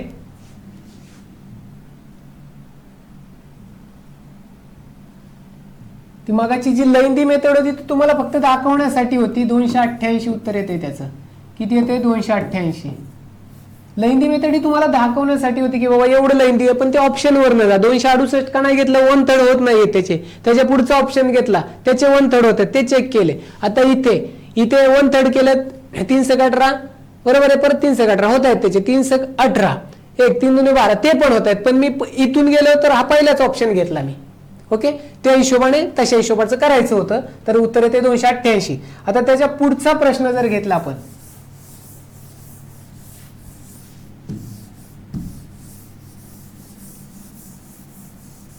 पुढचा प्रश्न काय सांगतोय, खालीलपैकी कोणत्या संख्येला 8 9 10 11 या प्रत्येक संख्येने, हे कसोट्या, 2 ची कसोटी, 3 ची कसोटी, 4 ची, 5 ची, 6 ची, 7 ची, या सगळ्या कसोट्या आपण आपल्या टेस्ट सिरीज मध्ये आणि त्या URC बॅच मध्ये घेतलेल्या आहेत. चक्क आपण लिहून दिल्यात की बाबा हे अशी असते कसोटी. इथपर्यंत तयारी करून घेतली बेसिक. हे अतिशय महत्वाचा बेसिक क्वेश्चन आहे. 8 ची कसोटी काय सांगते, शेवटी एकक 8 ची कसोटी तुम्हाला हे सांगते, पेन कुठे गेला, ओके. 8 ची कसोटी काय सांगते, एकक दशक आणि शतक या 3 ठिकाणी जर 0 असतील या शेवटचे जे अंक आहे, तर तुमचं म्हणायचं 8 ने भाग जातो. आता सगळ्या संख्येला बरोबर आहे, किंवा ह्या एकक दशक शतकला 8 ने भाग गेला, इथे ज्या काही आकडे असतील त्याला 8 ने भाग गेला तर पूर्ण संख्येला 8 ने जातो, किंवा 3 शून्य पाहिजेत. आता मी जर 8 इथे घेतला, 8 दुने 16, 160 येतं इथे, म्हणजे इथे भाग जातोय 8 ने. ओके, 8 8 चं चेक करूयात. इथे किती येतोय, 96 येतोय. 8 1 8 8 2 16, इथे पण 8 ने जातोय, इथे नाही जाते. म्हणजे पहिल्याच ह्याला तिसरं ऑप्शन कटलं तुमचं, पहिल्याच ह्याला 8च्या कसोटीतच कटलं तुमचं ऑप्शन. आता इथे 8 सक 48 राहिले 4 बरोबर आहे, 8 45 तिथे 8 ने जातोय भाग. परंतु सगळ्यांनी, आता 9 ची कसोटी, एक तर ऑप्शन कटलेला आहे कारण सगळ्यांनी भाग गेला पाहिजे. आता 9 ची कसोटी काय सांगते की जशी 3 ची कसोटी काय सांगते, जे हे जे काय आहे संख्या त्याच्यातले जे काय अंक असतात ना, 5 6 1 6, ह्याची बेरीज करायची. तिला जर 3 ने भाग गेला तर सर्व संख्येला 3 ने भाग जातो. तशीच 9 ची आहे, सगळ्यांची बेरीज करायची. त्याला जर 9 ने भाग गेला तर पूर्ण संख्येला 9 ने भाग जातो. म्हणजे 5 अधिक 6 किती होत आहे, 6 5 11, 11 आणि 6 5 11 1 12, 12 आणि 6 किती 18, म्हणजे 18ला 9 ने भाग जातोय का, जातोय. तर पूर्ण संख्येला 9 ने, 9 ची इथे लागू होते. 6 आणि 3 9, 9 9 18, 18 आणि 6 किती होतंय रे तुमचं, 24 होतंय. 24ला 9 ने भाग जातोय का, नाही जाते. म्हणजे हा ऑप्शन तुमचा कटला, पुढचं चेकच करू नका. 10 ची कसोटी काय सांगते, शेवटी 0 0 पाहिजे, ते तर सगळीकडेच आहेत. ओके, शेवटचा अंक 0 0 पाहिजे एकक स्थानचा. हे दोन तर मी कटले ऑप्शन. आता राहिली 11 ची कसोटी. 11 ची कसोटी काय सांगते, एकाड एक असते, सम आणि विषम स्थानचा अंक. तो जर 11च्या पटीत असेल त्याचा फरक, किंवा जर 0 असेल तर 11 ने भाग. म्हणजे काय, 5 6 1 6 0, म्हणजे 5 अधिक 1 समविषम, 5 अधिक 1 अधिक 0 किती येते रे, याची बेरीज 6 येते. 6 अधिक 6 इथला आणि इथला, 6 अधिक 6 किती येते रे तुमचं, 12 येते. आणि ह्याच्यातला फरक 12 वजा 6, ह्याच्यातला फरक किती येतोय, 6. ह्याला 11 ने भाग जातोय का, 11च्या पटीत आहे का, किंवा 0 फरक आलाय का, नाही जाते. म्हणजे इथं हा ऑप्शन कटला, राहिला हाच ऑप्शन तुमचा 4 नंबर ऑप्शन. असा तसा तो आपण चेक करून पाहूयात. आपण 8 9 आणि 10 ने तर जातोय. आता पाहायचं इथे 4 अधिक 5 किती होते रे, 4 अधिक 5, 11 ची कसोटी, 4 अधिक 5 अधिक 0, एकाड एक संख्या घ्यायची 9, आणि 7 अधिक 2, 7 अधिक 2 बरोबर आहे 9. आता ह्याच्यातला फरक 9 वजा 9 0, 0 यायला पाहिजे किंवा 11च्या पटीत यायला पाहिजे. तर 11 ने पूर्ण संख्येला भाग जातो. ऑप्शन नंबर 4 येते त्याचं उत्तर. काय होतं का अवघड, कसोट्या होत्या, बेसिक होतं हे. ओके, त्यामुळे कसोट्या बेसिक संपूर्ण कव्हर करा. आता हा क्वेश्चन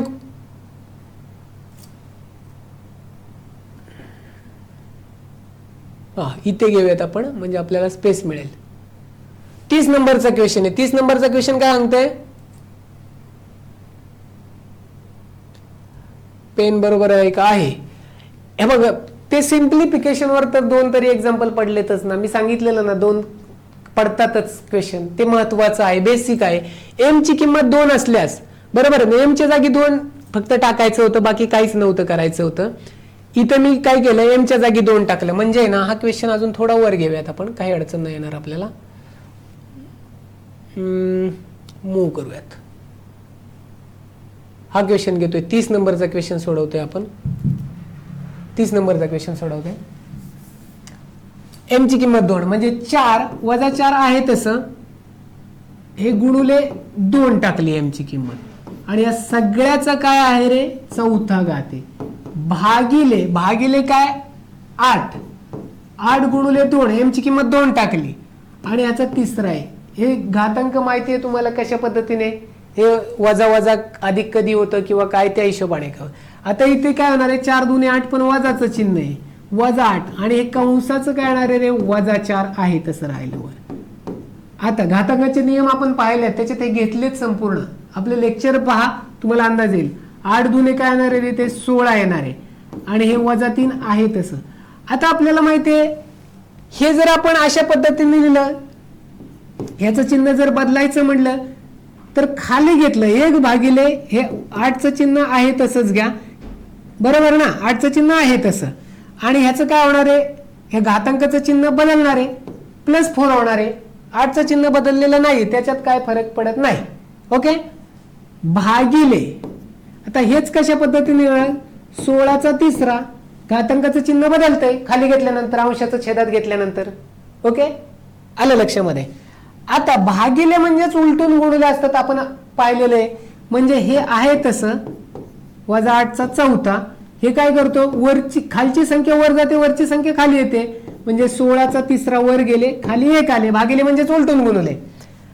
आता पाहायचं, मी काय ते 16चा तिसरा काढत नाही किंवा 8चा चौथा पण काढत बसणार नाही, काही गरज पण नाही.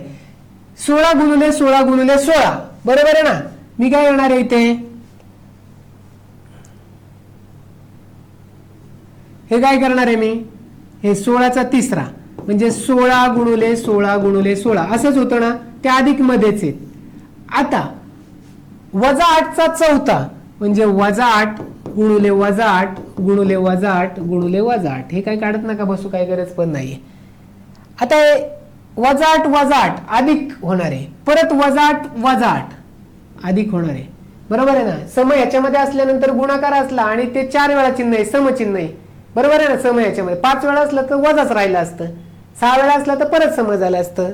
ओके, ह्याचं काय होणार आहे, वजा वजा अधिक परत वजा वजा अधिकच होणार आहे. म्हणजे आपल्याला लक्षात आलं असेल, उत्तर वजा मध्ये न येता बेरजेत येणार आहे, प्लस मध्ये येणार आहे. प्लस मध्ये काय दिसतंय इथे, 1 आणि 2 दिसते. हे ऑप्शन दोन्ही जाणार आहेत, म्हणजे 1 किंवा 2 असणार आहे.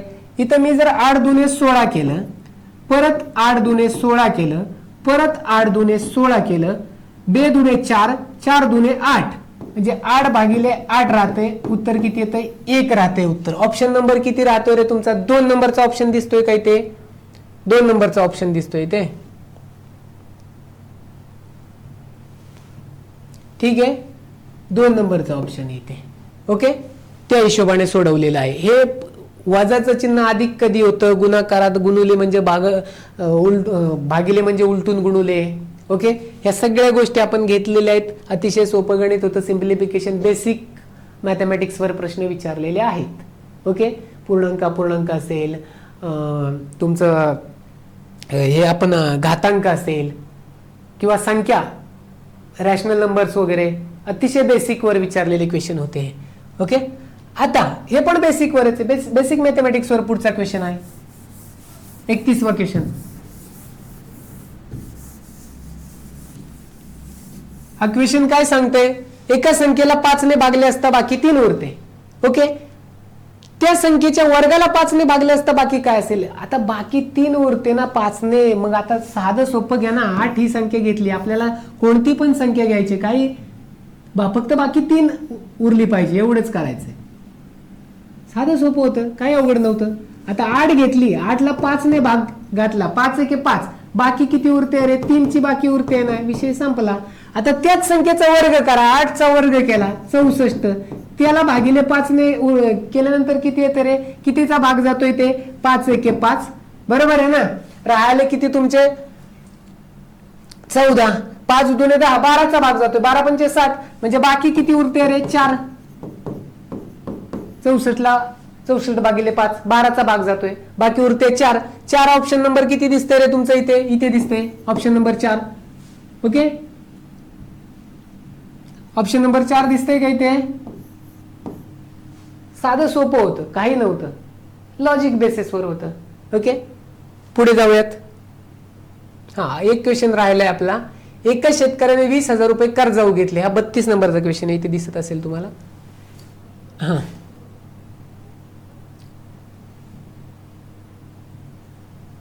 हा क्वेश्चन आहे. एका शेतकऱ्याने 20,000 रुपये कर्जाऊ घेतले.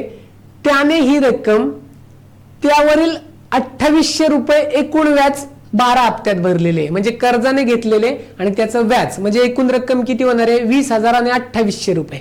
बरोबर आहे ना? त्याच्यामध्ये 2800 रुपये ऍड होणार आहे. बरोबर, म्हणजे 20,000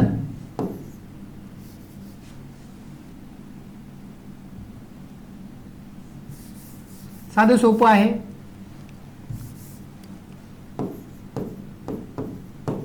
20,000 मध्ये 2800 ऍड करायचे. किती राहणार आहे रे? किती येणार आहे तुमचं? इथे ऍड 22,800 रुपये तुला भरायला लागणार आहे. बरोबर आहे, जे घेतलेलं कर्ज आणि त्याच्यावरचं व्याज 22,800 रुपये 12 हप्त्यात फेडलेले आहे त्यांनी. आणि प्रत्येक हप्त्याची रक्कम अगोदरच्या हप्त्यापेक्षा 100 रुपयाने कमी. आपण अशा पद्धतीचा रामराव म्हणून असा सिलाई मशीन विकत घेतलं, अशाच पद्धतीचा होता, फक्त प्रत्येक हप्त्याची रक्कम 100 रुपयाने कमी, तिथं आपण 50 रुपयाने कमी असं टाकलेलं होतं. मी तर क्वेश्चन दाखवतो परत उद्या आपण लेक्चर घेताना. ओके, तुमच्या लक्षात आलं? एकूण रक्कम त्याला किती भरायची? 22,800. हप्ते किती आहेत? 12. आता अरिथमॅटिक प्रोग्रेशन आपल्याला माहिती आहे. अरिथमॅटिक प्रोग्रेशन काय सांगते? क्वेश्चन एका कोपऱ्यात घेऊयात. अरिथमॅटिक प्रोग्रेशन आपल्याला माहिती आहे, अंकगणितीय श्रेणी आपण ज्याला बोलतो.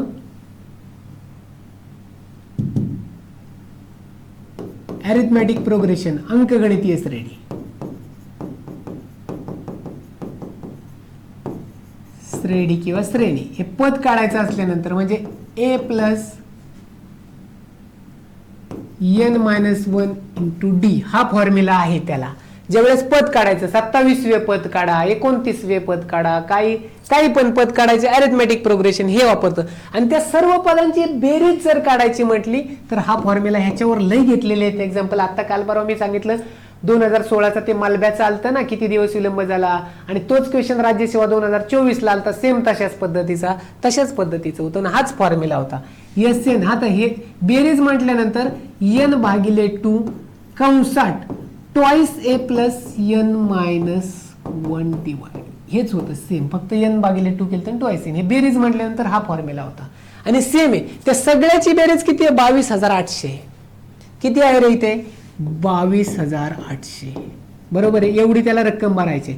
हप्ते किती आहेत? म्हणजे n ची व्हॅल्यू किती आहे रे? 12 आहे.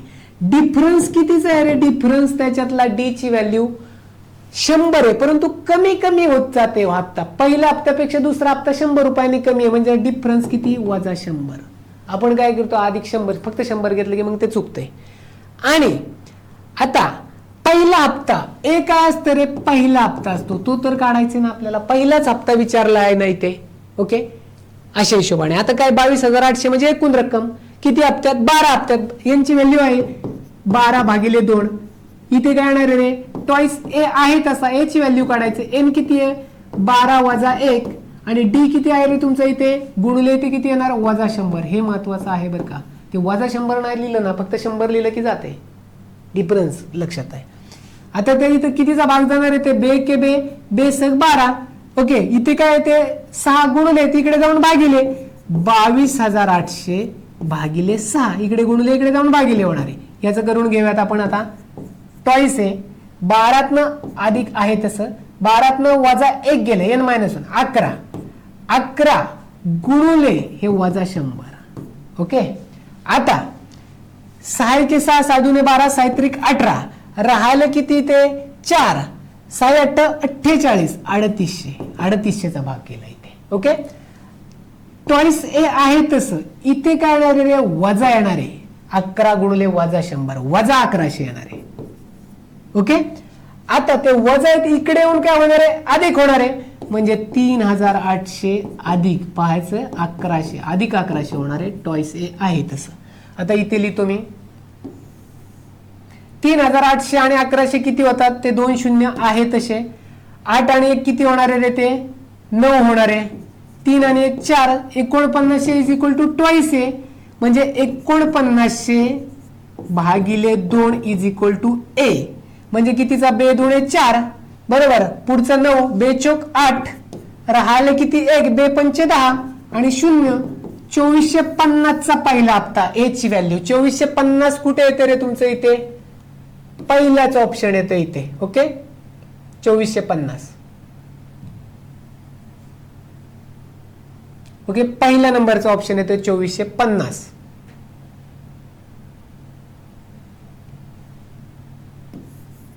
दिसते इथे 2450. अशा पद्धतीने सोडवायचं होतं, अंकगणितीय श्रेणी होती ते, तर अशा हिशोबाने ते सोडवायचं होतं आपल्याला. 2450 एक नंबरचा ऑप्शन आहे. हा त्याचा फॉर्म्युला होता, SN(n-2). अशा हिशोबाने ते कॅल्क्युलेट करायचं होतं, हे असं सोडवायचं होतं. अशा पद्धतीने ह्याचं आपण जे काय ॲनालिसिस घेतलेलं आहे, संपूर्ण आपण ज्या पद्धतीने फॉर्मॅट केलं होतं,